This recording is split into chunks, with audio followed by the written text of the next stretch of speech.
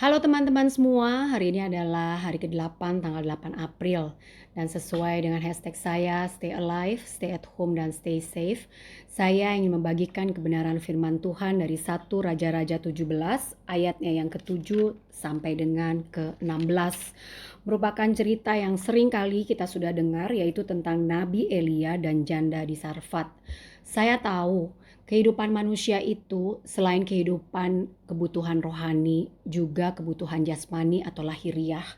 Nah, cerita ini sangat menguatkan saya karena pada waktu itu di Sarfat sedang terjadi kekeringan karena tidak ada hujan di negeri itu yang cukup lama. Dan di sana Tuhan menyuruh nabinya yaitu Elia untuk pergi ke Sarfat. Dan dia secara spesifik berkata, nanti di sana engkau akan bertemu dengan seorang perempuan dan seorang perempuan itu akan memberi engkau makan. Maka yang pertama, Nabi Elia ini dia taat kepada Tuhan dan dia pergi ke Sarfat. Sampai di pintu gerbang dia bertemu dengan perempuan ini dan dia bilang, "Bolehkah kau ambilkan aku minum?" Sementara wanita itu sedang mengambil minum, dia berkata lagi kepada perempuan ini, "Dan ambilkan dan buatkan juga aku sepotong roti." Tapi respon perempuan ini, dia berkata di ayat 12, "Demi Tuhan Allahmu yang hidup, sesungguhnya tidak ada roti padaku sedikit pun, kecuali segenggam tepung dalam tempayan dan sedikit minyak dalam buli-buli. Dan sekarang aku sedang mengumpulkan 2-3 potong kayu api, kemudian aku mau pulang dan mengolahnya bagiku dan bagi anakku, dan setelah kami memakannya, maka kami akan mati." Bisakah kita membayangkan situasi yang sedang terjadi di sana? Sampai perempuan ini berkata demikian. Ada sesuatu yang di luar daripada kemampuannya, ya.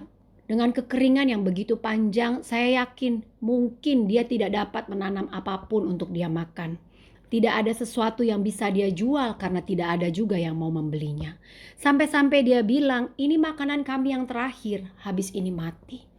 Mungkin saat ini kita sedang mengalami yang seperti itu. Kita punya bisnis kecil-kecilan yang baru kita rintis. Terpaksa semuanya harus stop. Terpaksa semuanya harus berhenti. Dan karena itu kita tidak bisa menghidupi keluarga kita. Seperti kita akan mati. Tetapi Nabi Tuhan ini Elia berkata kepadanya sebagai perpanjangan suara Tuhan, "Jangan takut, pulanglah, buatlah seperti yang kau katakan.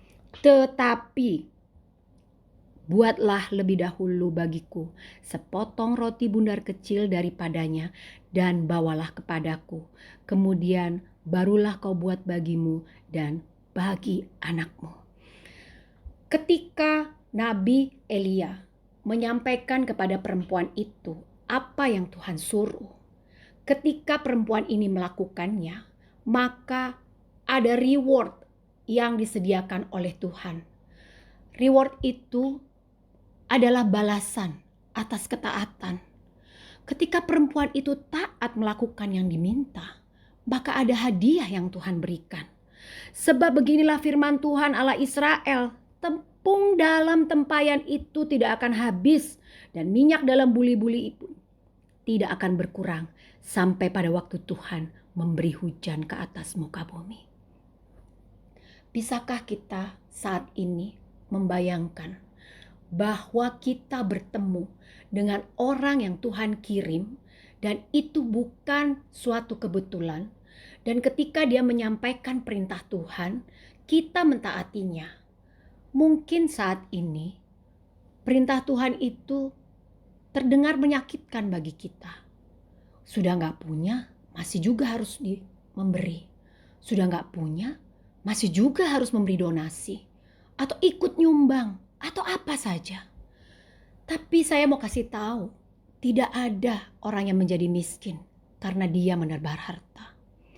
Tidak ada orang yang sampai keturunannya harus makan batu karena orang-orang yang berada sebagai nenek moyangnya membagi-bagi berkat. Waktu saya baca kebenaran firman Tuhan ini, lalu pergilah perempuan itu dan berbuat seperti yang dikatakan Elia. Maka perempuan itu dan anaknya mendapat makan beberapa waktu lamanya. Janji Tuhan di ayat 16, tepung dalam tempayan itu tidak habis dan minyak dalam buli-buli itu tidak berkurang, seperti firman Tuhan yang diucapkannya dengan perantaraan Elia. Saya rindu apa yang Tuhan katakan kepada janda Sarfat itu juga kita imani, bahwa tepung dalam tempayan kita tidak akan habis dan minyak dalam buli-buli kita tidak akan berkurang. Syaratnya cuma satu, kita taat ketika kita mendengar apa yang Tuhan minta. Dan yang kedua, kita bertindak atas apa yang menjadi ketaatan kita. Dan kita akan melihat bagaimana Tuhan memelihara kita. Saat ini banyak orang yang di tengah-tengah kekurangannya masih mau memberi. Saya yakin orang-orang itu adalah orang-orang yang menjadi contoh bagi hidup kita. Kalau kita melihat dan melakukan, kita juga tidak akan kekurangan. Kita juga tidak akan berkata seperti janda ini, habis ini kami akan mati. Kenapa? Karena kita percaya Tuhan memelihara kita.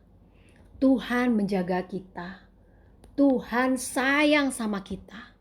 Tuhan juga akan kirimkan orang lain untuk membawa dan membagi berkat kepada kita. Jangan takut untuk stay alive, bertahan di dalam iman dan pengharapan kita.